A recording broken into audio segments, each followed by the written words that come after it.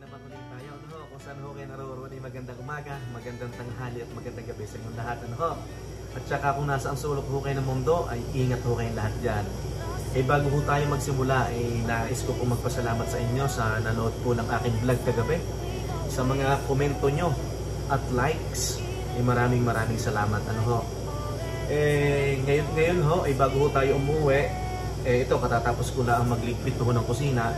Hinihintay ho natin si Utoy at saka ang mahal na Reyna at ako nagpapasundo, no? Tayo muna maghuntahan at gusto ko lang balikan yung mga mensahe nyo, yung mga komento nyo sa aking mga vlog dati, no? May komento doon at saka mensahe sa Facebook Messenger ko na paano daw ako nakapunta ng warehouse, ano po? Balik muna po tayo sa umpisa.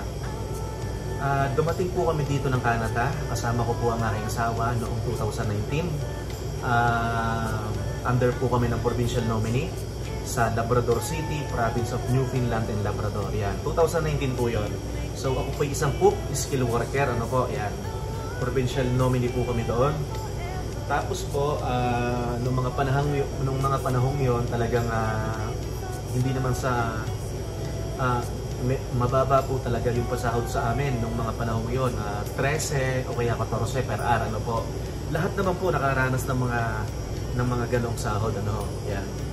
Tapos noong ipinagkaloob ni Lord, matapos ang mahigit 2 taon, naging permanent resident po kami, ano. Tapos syempre may mga nakikilala ho tayong mga kaibigan doon sa lugar na yon. Yan. Yan, sabi nila permanent resident ka na pala. Baka gusto mong umalis na diyan sa pagluluto, diyan sa kusina, ano, yan. Yan, maraming salamat po sa inyo sa mga taong nakilala ko ngayon. Yun, nag-offer sila sa akin. Yan, may hiring dito sa warehouse. Baka gusto mong matuto mag-forklift. Yan. So, sabi ko, okay yun na. Tapos, medyo malaki po ang sahod pag warehouse, ano. Hindi ko naman po nila lahat, ano. Siguro merong katamtaman, medyo merong malaki talaga, ano po. Pero doon sa $13 na sahod ko sa kitchen, ay ang laki po talaga ng diferensya nung nag-warehouse po ako. Isa po din yung sa mga dahilan, ano po. Syempre, tumataas po yung mga bilihin dito sa Canada. Tapos syempre, nag-iipon po tayo. Gusto din natin mag-upgrade paminsan-minsan, ano. Tama naman, ano po. Tapos kami nga ni Mrs. nag-uusap din kami na in time, lilipat kami ng Edmonton, Alberta. Dito na po yun sa Edmonton. Talagang plano talaga namin from the start, lilipat kami dito. Sabi ni Mrs. na mas maganda na yan, may experience ka sa kitchen, may experience ka sa warehouse.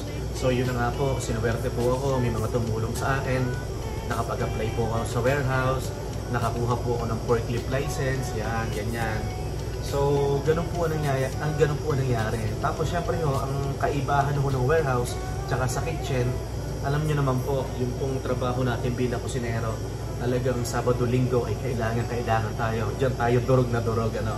Yan. Pero pag warehouse ka na, syempre, yung pasok ko dati, Monday to Friday lang. So, Sabado at Linggo ho, may time ho tayo para sa ating pamilya.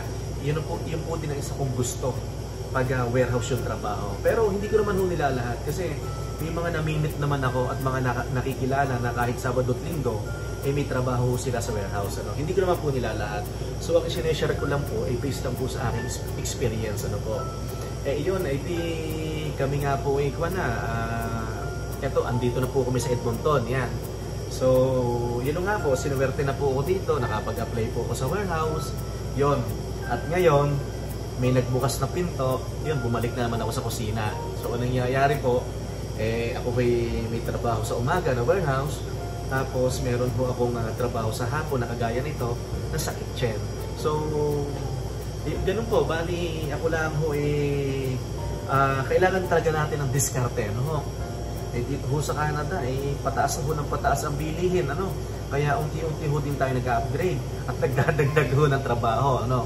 At syempre, gaya ng sabi ko sa vlog natin kagabi, gusto naman natin minsan mamasyal, lumabas ng bansa, o kaya magbakasyon sa atin sa Pilipinas, ano, tama ho naman, ano, yan. So, nasa sa inyo ho yun, sa nag-comment sa akin, sa mga vlog ko dati, at nag-message sa Facebook Messenger ko. Try nyo ho. Kung sa tingin nyo, meron kayong maa-applyan na warehouse dyan sa lugar nyo.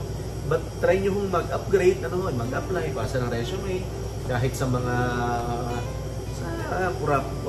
production, mga ganun. Yan. Wala ho namang mawawala para at least ho naman, di ba? Siyempre, patanda ho tayo ng patanda. Kailangan ho natin ng ng ipon din. Patanda tayo ng patanda, so dapat ipon din tayo ng ipon. Totoo ho naman. Ganun ho dito sa Canada Tsaka nung ako'y nasa restaurant dati, talaga hong, gaya ng sabi ko kanina, Saturday at Sunday talagang gulpihan. Talagang nagkaka-day off kami ni Mrs. Lunes, laging Lunes o kaya Martes yan. Tapos bihira kami mag-day off ng Saturday or Sunday.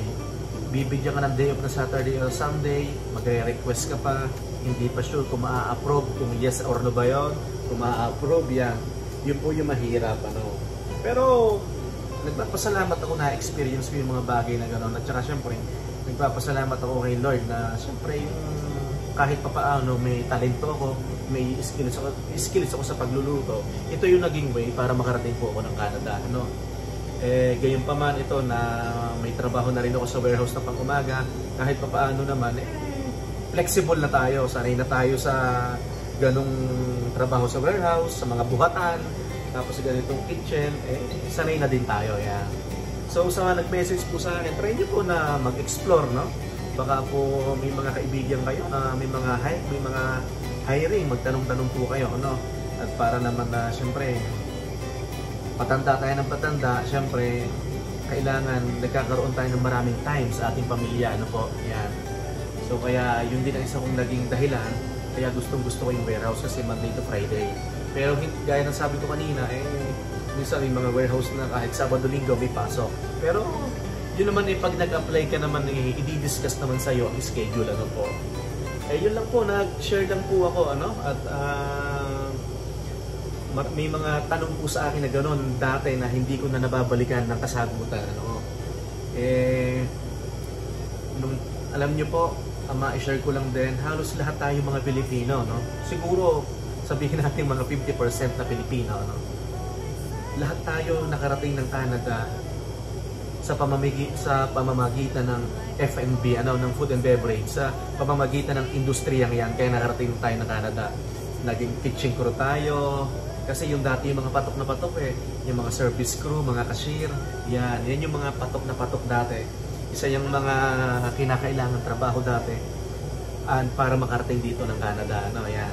Sikat na sikat yung F&B, yan. Yun lang po, at nag-share po ako ng kapiraso, na experience na mga naranasan ko dito, At ngayon ho naman nag-i-enjoy na ako. Yun, siyempre sama-sama na kami dito. Talaga kong nagkakaroon ako ng maraming oras sa aking pamilya, po. Yan. Yun lang po, at kung may mga tanong pa po kayo at kaya kong sagutin, mag-comment lang po kayo o kaya mag-message po sa aking Facebook Messenger, at sasagutin po natin ang ating abot ng makakaya, po. Yun lang po, at maraming salamat, at baka may nakakalimutan pa ako, kung meron po ako nasabi na hindi kayo sang-ayon or gusto niyo pong i-correct, paki-comment na lang po, at para matuto po tayo lahat. Ay, bukas ho. Masayang araw ho ng linggo sa inyong lahat.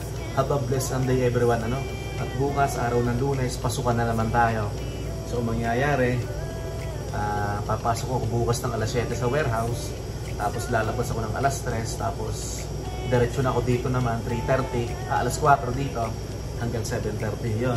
Kahit pa paano, pandagdag din sa ating mga konting naitipon dito sa Canada, At para may mga sakaling puntahan tayo, may maduduko tayo, Yan.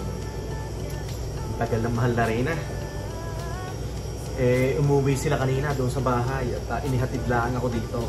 Yan. Yun, nakapag-share ho ako ng mga kapiraso na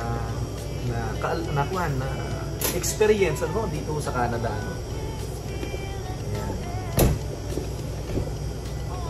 Di dito ho sa Canada, totoo na mabilis kumita ng pera. Basta ho tayo la ay masipag, ano ho. Basta tayo la ang taas mo ulagi, hindi tayo nahihiya, hindi tayo maselan lagi ho tayo magkakapera dito. Yan. Yan, mabilis lang ho ang pera dito basta ho masipag. Yan. Kaso nga lang ho, nagiging challenges ho dito sa Canada. Parang buong Canada na eh. Tumataas na po mga bilihin, renta ng bahay, interest rate ng bahay, gasolina tumataas na. Tapos may mga nababalitaan ako na medyo mahirap na rin maghanap ng trabaho sa dami ng tao na dumadating dito sa Canada. Yan. Pero sa pagkakaalam ko ngayon, itong panahon ng Prime Minister ngayon, itong panahon ni Cartney ba, yung ating Prime Minister dito sa Canada, medyo, hindi pala medyo, talaga naghihigpit na sila sa foreign worker. Talagang pinabawasan na nila, ano? Yan. Ayan ho, ako magpapaalam na, ano? At mamaya. At si Mahal na Reyna at saka si Utoy maghahay bago tayo magpaalam, ano? Yan. Siya, magkita-kita ho tayo mamaya. At sana po yung aking na-share tanggapin nyo po na positibo, ano? Yan, kung may masabi ko kayo negatibo, ayos lang po ko yun at mag-comment na lang po kung may mga pagkakamali ako nasabi. Andito na, Mahal na Reyna at si Utoy. Okay. Kiel, open this, Kiel. Dito na ako sa likod, si Papa na sa likod. Ay, thank you Lord. Ano, kumusta kayo? Busog? Yeah. Gutom daw ulit si Kiel. Ando pa sila kina Tito Warren? Bali, sinundo tayo ni Utoy tsaka Mahal na Reyna. Maghay muna kayo, Utoy. Yan. Eto, ay bukas pasok na naman. Yan. Thank you Lord. At natapos ang weekends, ano ho? At nang tayo ikwan malakas ang ating pangangatawan. Yan. Work na naman bukas. Sarap ng pagkain kina Tito Warren, no? Thank you Tito Warren sa masarap na pagkain at congratulations ulit. Yan.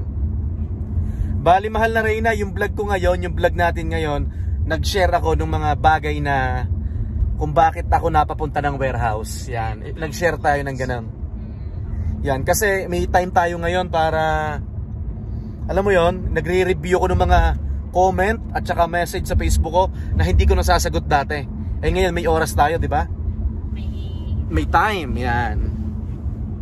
Sabi ko sa kanila, mostly talaga nung mga panahon natin 2019 or 2018, F&B talaga, food and beverage, isa yan sa mga stepping stone para makarating sa Canada. Isa yan sa mga kailangan, di ba? Mga kitchen crew, service crew, di ba? Mga cashier, yan, ganyan. Sa mga fast food, no? Yan. Work na naman bukas. Galing ng Mahal na Reyna mag-drive, Ano bang oras na ngayon? 7:40.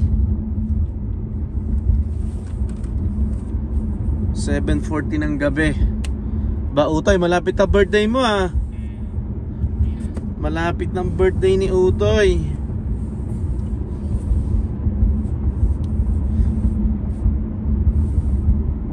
Medyo malamig na, no? Pag ganitong oras, no?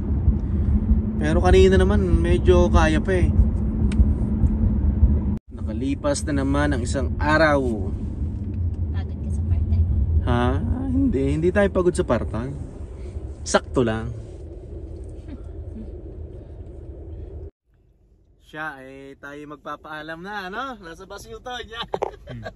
Yan. Maraming salamat to sa suporta. Utoy, magpasalamat ka naman. Thank you. Ayan. At syempre, hindi matatapos ang araw na to na hindi kami nagpapaalam sa inyo.